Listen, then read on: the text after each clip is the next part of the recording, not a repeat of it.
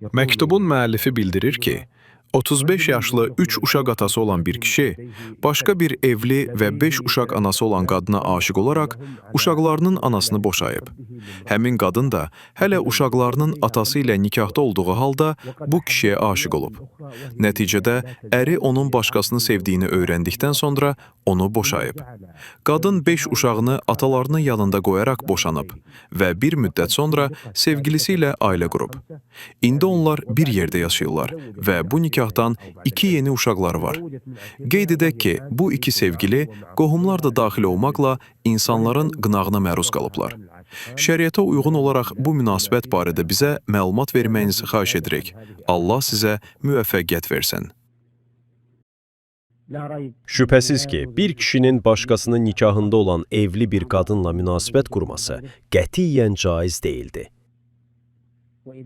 Bir kişinin başqasının iddə, gözləmə müddətində olan qadını ilə nişanlamağı, qadına elçi düşməyi belə caiz deyilsə, bəs hələ də əri ilə yaşayan və boşanmamış qadına yanaşan kəsin halı necə olar?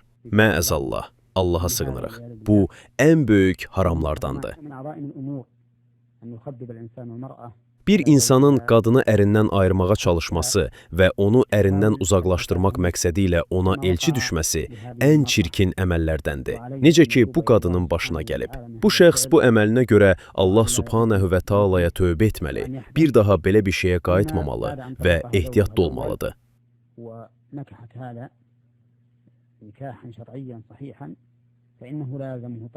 Hərçənd ilk əri onu boşadıqdan və o bu kişi ilə düzgün şəriət nikahı kəsdikdən sonra, bu vəziyyətdə nikahın batil olduğunu demək olmaz. Buna baxmayaraq, əgər qazılardan, şəriət hakimlərindən biri, birinci ərin haqqına təcavüz etdiklərinə görə cəza olaraq onları ayırsaydı, bunun şəriətə uyğun bir əsası olardı. Çünki bəzi elm əhli deyirlər ki, kim iddə dövründə olan qadına elçi düşərsə, cəza olaraq həmin qadın ona əbədi haram edilir və onunla nikah kəsməsi qadağan olunur. Bu hal isə daha şiddətli və daha böyük bir cinayətdir. Buna görə də, əgər hakimlərdən biri bu kişi ilə həyat yoldaşı arasında boşanma, ayrılıq hökmü çıxarsaydı, mən bunu qınamazdım. Əgər məsləhəti bunda görsəydi, onun haqlı olduğunu hesab edərdim. Məsləhət bunu tələb edirsə, bəli, bu doğru olandır.